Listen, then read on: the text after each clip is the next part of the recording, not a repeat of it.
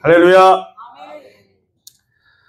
오늘 말씀은 창세기서 22장의 말씀입니다. 우리 말씀의 제목을 함께 읽어볼까요? 시작. 하나님을 경외하는 사람. 하나님을 경외하는 사람. 하나님께서요, 아브라함에게 독자 이삭을 바치라고 하신 아주 유명한 본문이 창세기서 22장에 나옵니다. 여러분들은 이제 기억을 못 하시겠지만 저는 기억하고 있는데, 제가 23년 4월 2일 날 첫 여기 와서 청빙 설교를 할 때 이 본문으로 설교를 했었습니다. 그래서 저는요, 이 마지막을 처음에 선포했던 말씀을 다시 되새김으로 하나님에 대한 순종에 대해서 다시 한번 생각해 보는 시간을 가지려고 합니다. 오늘 이 말씀이 여기 계신 모든 분들의 심령 속에 생명의 씨로 깊이 새겨지는 시간 되시기를 예수님의 이름으로 축원합니다. 아브라함이요, 100세에 얻은 아들이 이삭입니다. 그런데 아직 이삭이 어렸을 때, 쳐다만 봐도 흐뭇하고 사랑스러울 그때에 하나님은요, 모리아산에 가서 독생자 이삭을 제물로 바치라고 하셨습니다. 아브라함에게는 정말 최고로 순종하기 어려운 과제였을 것입니다. 그러나 이 모든 것은요, 하나님이 아브라함을 시험해 보시기 위해서 작정하고 벌리신 일입니다. 우리 함께 오늘 보면 창세기 22장 1절에서 2절 다시 한번 읽어볼까요? 네, 1절, 2절 읽겠습니다. 시작. 그 일 후에 하나님이 아브라함을 시험하시려고 그를 부르시되 아브라함아 하시니 그가 이르시되 내가 여기 있나이다. 여호와께서 이르시되 내 아들 내 사랑하는 독자 이삭을 데리고 모리아 땅으로 가서 내가 내게 일러준 한 산 거기서 그를 번제로 드리라. 자, 하나님은요, 도대체 왜 25년이나 기다려서 얻은 약속의 아들 이삭을 번제로 바치라고 하셨을까요? 왜 바치라고 하셨을까요? 아브라함이 순종하기 힘든 명령이었습니다. 그런데 이 아브라함이 하나님 앞에 번제로 자식을 드리는 이 사건은요, 하나님이 아브라함을요, 진정으로 축복해 주시기 위한 마지막 테스트였어요. 정말로 축복해 주시기 위한 마지막 테스트. 사랑하는 성도 여러분, 시험은요, 반드시 통과해야 됩니다. 아멘. 학교에서 보는 시험은요, 성적이 나쁘게 나오면 그대로 끝나잖아요. 그죠? 학년이 올라가요. 그러나 하나님이 주시는 시험, 테스트는요, 내가 통과를 못하면 그 시험이 다시 옵니다. 그래서 반드시 통과를 해야 돼요. 승리할 때까지 끝나지가 않는다는 것이죠. 그래서 시험과 연단이 찾아올 때 피하시거나 외면하지 마시고 문제 속에 담긴 출제자의 의도를 잘 파악하시기 바랍니다. 아주 기쁜 소식 중에 하나는요, 우리에게 이 시험 문제를 내시는 분이, 그 출제자가 우리를 사랑하는 아버지시래요. 사랑하는 아버지가 문제를 낸대요. 또 우리의 상황과 수준을 너무나 잘 아시는 분이래요. 그러니까 우리의 수준에 맞게 문제를 내신다는 거예요. 그래서 우리가 감당할 만한 시험만 주세요. 정말 힘든 상황이 주어지면요, 그만큼 역량이 되기 때문에 하나님이 시험을 주신다고 생각하십시오. 하나님은요, 영적으로 어린 아이와 같은 수준의 사람에게 절대 아브라함과 같이 네 아들을 바치라고 하지 않으세요. 실제로 받기도 원치 않으셨지만, 테스트하는 거였지만 그런 말조차도 꺼내지 않으신다. 그러니까 여러분, 내 아들을 바쳐야 되나? 내 전 재산 바치라고 하나? 걱정 안 하셔도 됩니다. 하나님은 여러분들의 수준을 너무나 잘 알고 계시다는 거예요. 자연 만물도요, 심음과 거둠의 법칙이 있습니다. 그죠? 영적인 세계도 자연하고 똑같아요. 분명한 원리가 있어요. 이 영적인 세계도 심지 않고 거둘 수 있을까요? 심어야 거둬요. 영적으로 심어야 영적으로 걷는 거예요. 당산나무 아래서 조상에게 빌듯이 하나님께 소원을 빌어서 복이 임하는 게 아니에요. 오직 당신의 말씀에 순종하는 자에게 참 복이 임하심을 여러분 믿으시기 바랍니다. 그래서요, 저는 오늘 첫 번째, 이 아브라함의 사건 통해서 첫 번째 우리가 생각해 볼 건 뭐냐. 왜 하나님께서 이삭을 번제로 바치라고 했는가? 그것은요, 주셨던 아들을 뺏기 위함이 아니라 어떻게 하는 거예요? 그렇죠. 말도 안 되는 명령이라도 순종했을 때 놀라운 복을 주시기 위함이에요. 하나님 복 주시려고 기다리고 계셨던 거예요. 이것을 우리는 영적인 명분이라고 해요. 자, 무슨 일을 할 때 명분이 필요합니까? 필요하지 않습니까? 필요하죠. 우리에겐 대적이 있어요. 사단이 있어요. 사단이 왜 죄를 왜 축복해 줍니까? 할 때 어떻게 해야 돼요? 하나님에게도 명분이 필요한 거예요. 명분이 필요한 거예요. 그래서 그것을 영적인 명분이라고 해요. 하나님의 백성들이 그분의 말씀을 준행한다는 것은요, 하나님이 우리에게 주시는 모든 축복의 확실한 근거가 됩니다. 기복적인 신앙이 아니라는 근거예요. 그래서 이 모든 것들이 순종의 축복의 명분이 된다는 거예요. 다 함께 창세기 22장 18절 한번 읽어볼까요? 18절.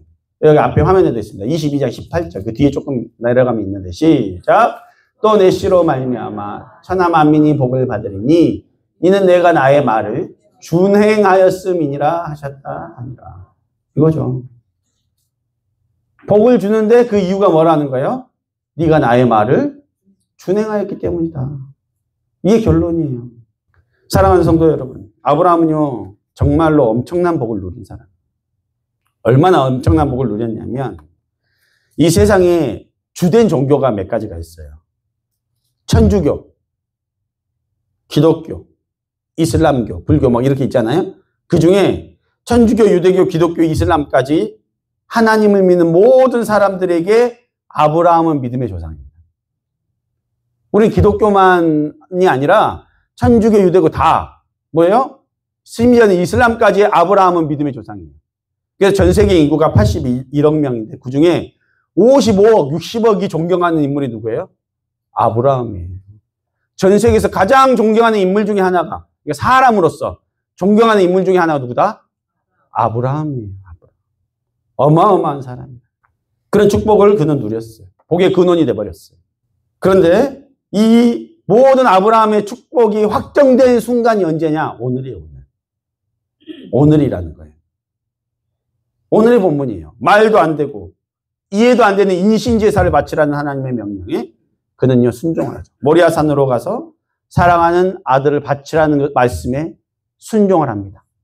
말씀이 떨어질 때 생각을 하지 않아요. 계산을 하지 않아요. 왜 이러지 하지 않아요. 그냥 순종해요. 방금 우리가 읽은 창세기서 22장 18절 저거 말씀에 내가 나의 말을 준행하였음이니라.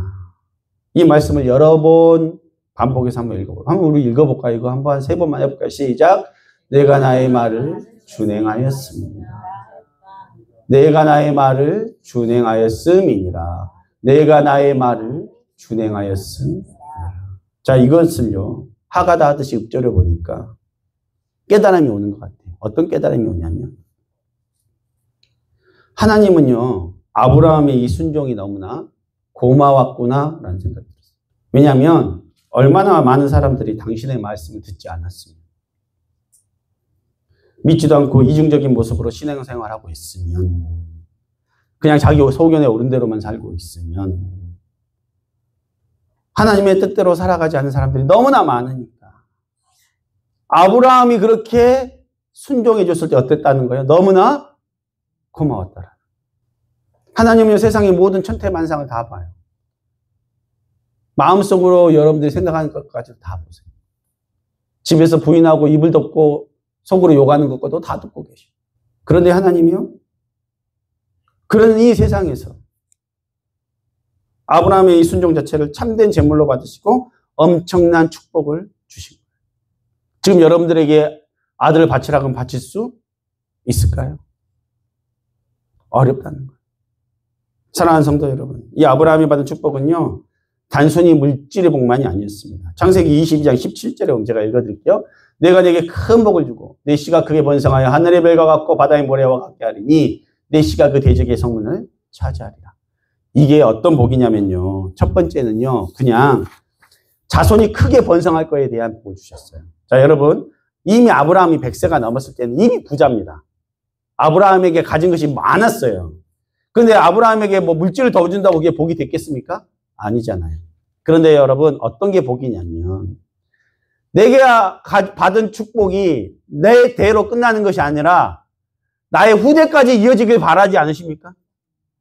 나는 복 누리고 편하게 사는데 내 자식들이 힘들게 사는 거 여러분 바르세요? 안 하잖아요. 그게 뭐냐, 진정한 복은요, 나와 내 후손이 하나님의 복을 충만히 누리는 자들이 되기를 여러분 기도하시지 않습니까? 그 복을 주시겠다라는. 또 두 번째 축복은요, 내 시간의 대적의 성문을 차지하라. 이 말씀, 아브라함의 후손을 통해서 모든 사단의 계략을 무너뜨리고 당신의 자녀들 구원하실 하나님의 아들 예수 그리스도가 오게 될 것이라는 것을, 이 메시아에 대한 약속을 주신 거예요. 자, 하나님은요, 인류를 구원하시기 위해서 하나님 자신이 인간의 몸으로 이 땅에 오실 계획을 세우셨어요. 그런데 자, 내가 이 땅에 와야 돼요. 하나님이. 그런데 자, 사람이 80억이 넘죠. 예를 들어 지금은, 그때는 뭐 지금보다는 적었겠지만 몇십억 되는 인구 중에, 가문 중에 어느 가문으로 와야 됩니까? 강씨 집안으로 와야 돼요? 최씨 집안으로 와야 돼요? 아, 정씨 집안으로 와야 됩니까? 어느 집안으로 올지 모른다는 거예요. 근데 하나님이 어느 집안을 택한 거예요? 아시 집안을 택한 거예요. 아시가 누구예요? 아브라함을 택한 거예요. 왜? 순종했어요. 그래서 하나님께서는 오직 인류 중에서 그 가문을, 메시아의 가문으로 택하십니다. 마태복음 1장 1절에 이렇게 소개합니다. 예수 그리스도의 계보를 소개할 때 정확히 분명히 말합니다. 시작 읽어볼까요? 시작. 아브라함과 다윗의 자손 예수 그리스도의 계보. 그렇죠? 아브라함의 후손임을 명확하게 증거합니다. 우리도요, 우리 자손 중에 의사가 나오거나 판사가 나오면은 플랜카드 붙여요, 안 붙여요? 붙이잖아요. 어디 뭐 이사만 돼도 막 붙이더만요. 그죠? 어디 합격에도 막 붙이고 그러잖아요. 그런데 메시아가 온대요. 동네가 떠나가도록 자랑하지 않습니까? 아들이 국회의원이면 얼마나 자랑스럽습니까? 그죠, 하정희 집사님. 얼마나 자랑스러워요. 근데 그거하고 비교할 수 없는 누구라는 거예요?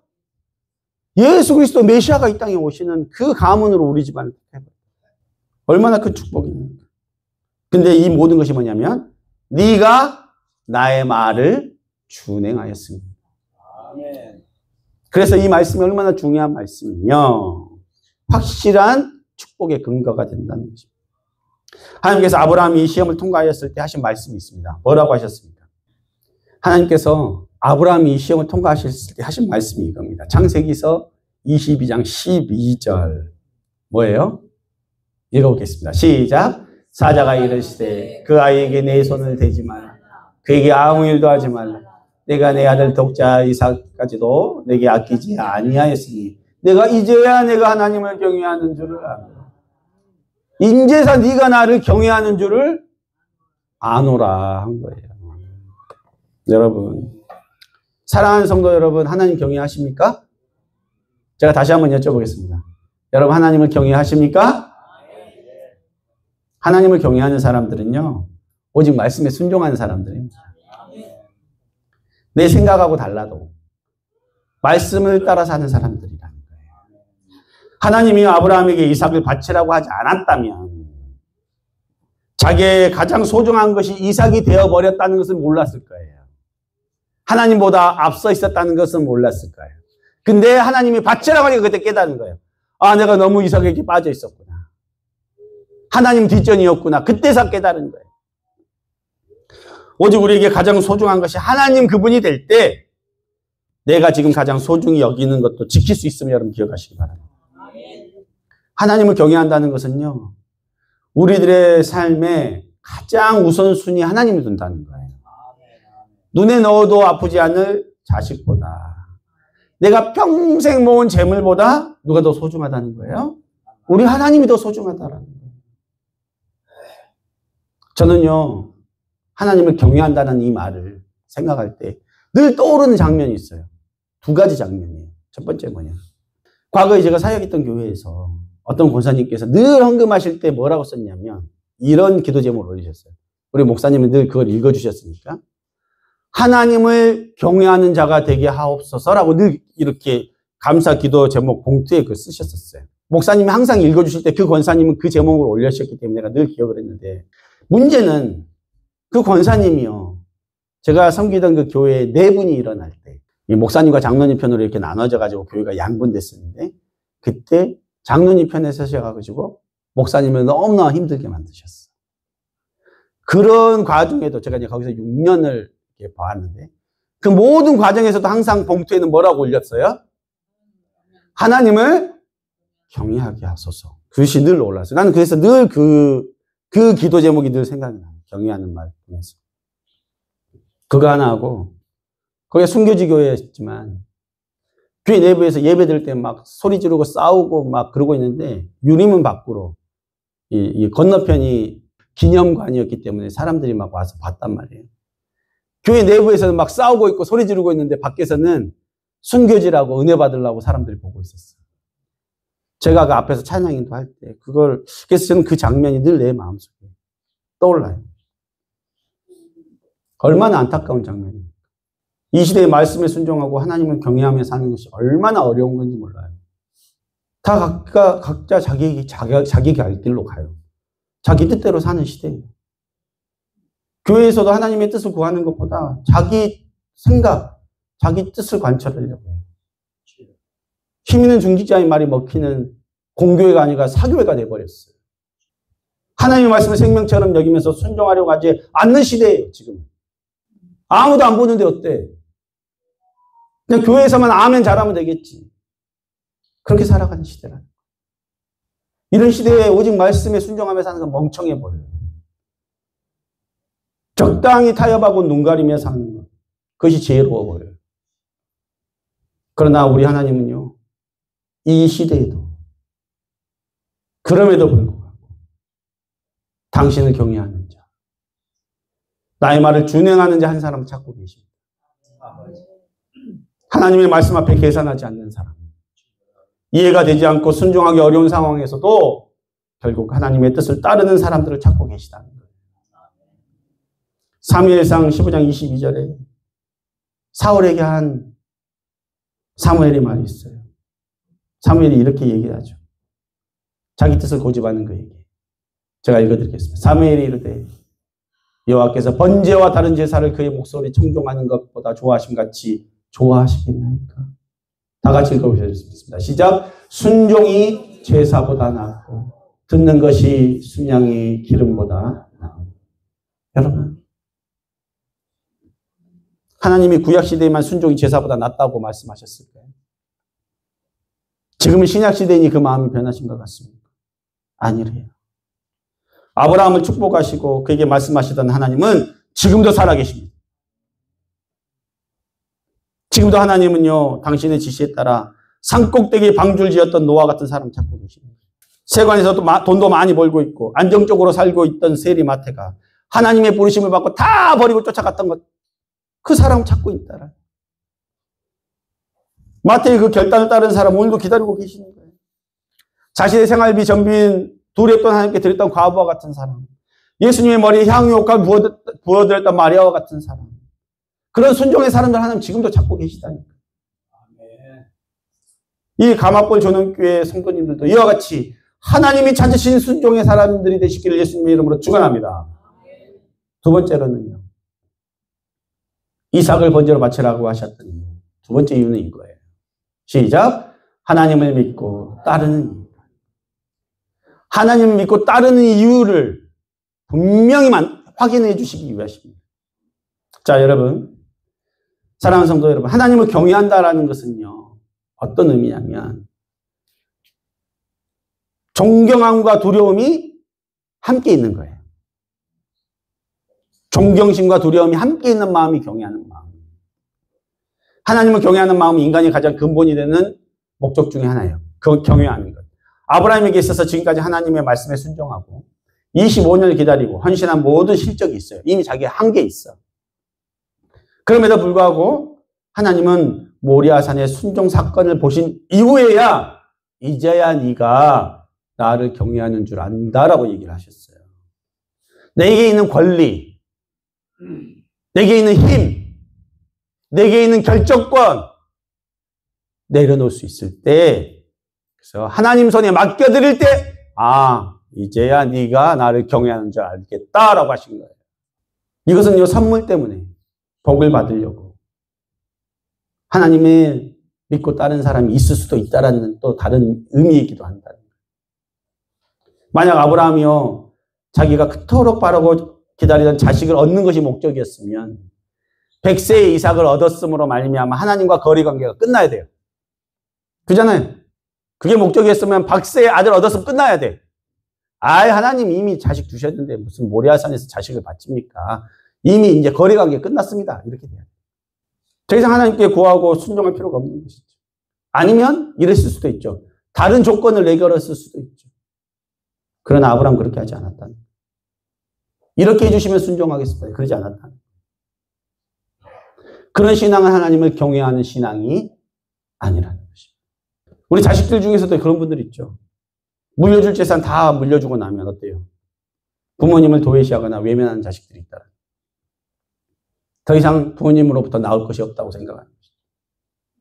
돈 들어갈 일밖에 없다고 생각합니다. 병원 모시고 가야 되고 귀찮고 번거로운 일만 남았다고 생각하는 거예요. 그러나 부모님을 경외하고 사랑하는 사람들은요, 부모님이 물려주신 재산과 상관없이 뭐예요? 그동안 나를 사랑하시고 키워주시고 보살펴주신 그 은혜에 감사해서 존경하고 경외하고 섬기는 거 아닙니까? 여러분, 저도 이남 삼녀 막내로 태어났지만 우리 집이 너무너무 가난했어요. 시골에서 농사만 짓다가 아버지가 여수로 나갔는데 할 일이 없으니까 품팔이 하시다가 막 뭐 과일 장사도 하셨다가 막 고기 장사도 하셨다가 막 그렇게 힘들게 사셨어요. 너무너무 힘들게 사셨고 자녀가 5명인데 집만 타고 새빵을 안 내주시는 거예요. 그러니까 맨날 울면서 집 찾아 돌아다니시고 어머니 영양실조에 걸려셔서 눈도 멀어보실 뻔했었어요. 앞이 안 보여가지고. 그런 고난의 세월을 다 겪으셨는데 참 감사하게도 우리 자식들을 버리지 않으시고 끝까지 붙잡아서 키워주셨어요. 학원을 제대로 보내주지 못했지만 우리를 버리지 않고 끝까지 돌봐주셨다. 그것 때문에 저는요, 부모님을 경외할 수밖에 없고 사랑하고 존경하지 않을 수 없다는 거예요. 우리가 왜 예배 나와서 하나님을 찬양하고 높입니까? 예수님이 우리를 위해서 십자가에 죽으시고 우리의 모든 죄와 허물을 용서해 주신 은혜가 있기 때문 아닙니까?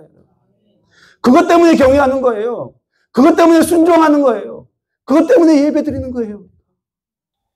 저는요, 가난한 어린 시절을 보냈기 때문에 세상에서 잘 나가고 싶었어요. 진짜. 월급도요, 많이 받았고 높은 자리에 오르는 것을 바라보면서 살았어요. 그렇게 이제 연봉도 억이 되더라고요. 누군가에 명함을 주더라도 어떻게 해요? 뭔가 내밀만한 명함을 주고 싶었어요. 잘 나가기를 원했고 잘 보이기를 원했어요. 그래서 서울에서 뭐 이렇게 경영대학원 MBA도 하고 막 그래서 잘 나가고 싶었어요. 비싼 학비 다 내면서 다녔어요. 최소한 중견기업 사장 정도는 나는 해야지 그 생각을 하고 있었어요. 그런데 갑자기 하나님이요, 내려놓으래요. 목사로 공부하래요. 순종했어요. 신학 공부 마쳤는데. 그래서 목사 안수를 받고 하나님 이제 저는 어디서 사역을 해야 될까 기도하고 있는데 하루는 신학교 동기 목사님이 연락이 왔어요. 자기가 청빙 설교를 들었는데 요청을 받았는데 자기는 개척한 지 얼마 안 돼서 못 가겠으니까 자네가 대신 한번 가주세요. 어디입니까? 담양 어디 있답니다.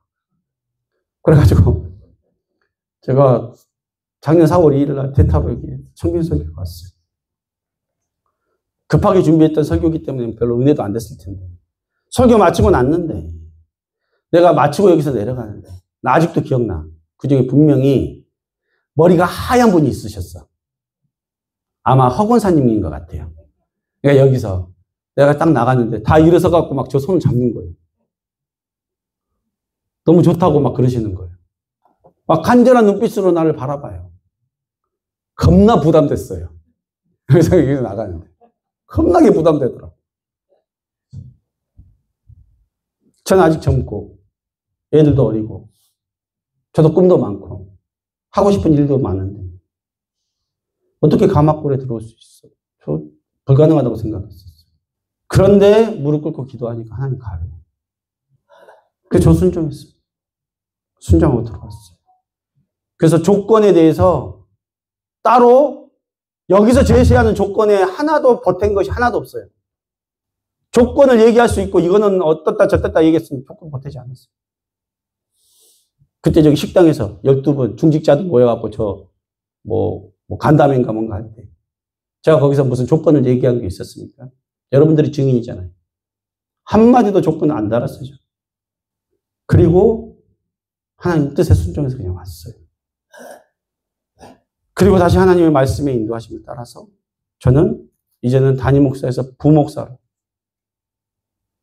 어느 목회자의 종의 길을 가야 돼요. 제가 다시 가야 되는 길도 편한 길 아니에요. 종의 길이에요. 마치 자기 집 살다가 새빵살이 들어간 사람하고 똑같아요. 그러나 이 모든 사건 위에 하나님의 손이 함께 하시면 저는 믿습니다. 누가 저를 쫓아낸 거 아니에요. 그러나 저는 하나님의 뜻에 따라 그냥 움직이는 사람이에요. 들어올 때도 다 말렸고 지금 나갈 때도 다 말렸지만 하나님의 뜻에 따라 움직이려고 하는 거예요. 그렇게 하나님을 경외하는 자, 말씀에 순종하는 자, 인도함을 따르는 자의 길을 저는 걸어가려고 합니다. 사랑하는 성도 여러분, 아브라함은요 진실로 아버지 하나님을 사랑하고 말씀을 소중히 여기는 사람이었어요. 하나님이 선물로 주셨던 독자 이삭보다도 선물을 주신 하나님을 더 삶의 중심에 둔 사람이었다. 하나님이 내가 나를 경외한 줄 알았다는 것은 그 어떤 요구에도 불구하고 하나님을 신뢰함으로 하나님의 신실하심을 믿어드리는 그 모습을 하나님 봤다는 거예요. 내게 주신 아들 독자 이삭보다도 하나님이 더 소중한 분입니다라는 증거를 아브라함은 모리아산에서 증거로 보여준 거예요. 하나님 이거 주시면 제가 교회 더 잘 나오겠습니다. 헌금도 더 하겠습니다. 임직하면 어떻게 하겠습니다. 이런 거 아니라 그건 거래 관계라는 거예요. 하나님과 여러분들이 인격적인 신뢰 관계를 맺으시기 바랍니다. 우리가 평소 찬양하는 하박국 3장의 고백과 같이 무화과 나무 잎이 마르고 포도 열매가 없어 감람나무 열매 그치고 논밭에 식물이 없어도 난 여호와로 즐거워. 난 여호와로 즐거워. 이 고백, 그 찬양처럼 오직 여호와 하나님으로 말미암아 감사하고 즐거워하시는 사람, 그 사람이 진실로 하나님을 경외하는 사람이 됨을 믿어지시기 바랍니다. 우리 감학고 조정교회 모든 성도님들은 하나님과 거래하는 성도가 아니라 하나님을 경외하는 분들임을 저는 믿습니다. 하나님을 경외하는 사람이라는 것이 인정되기만 한다면 모든 축복은 따라올 거예요. 축복은 그냥 따라오는 거예요. 축복은 쫓아가는 것이 아닙니다. 먼저 그의 나라와 의를 구하는 자, 하나님을 경외하는 자에게 필요한 모든 것을 하나님이 보너스로 더해 주실 것을 여러분 믿으시기 바랍니다.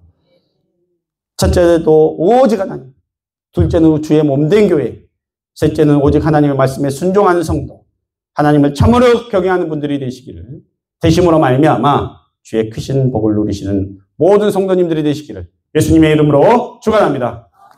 기도하시겠습니다.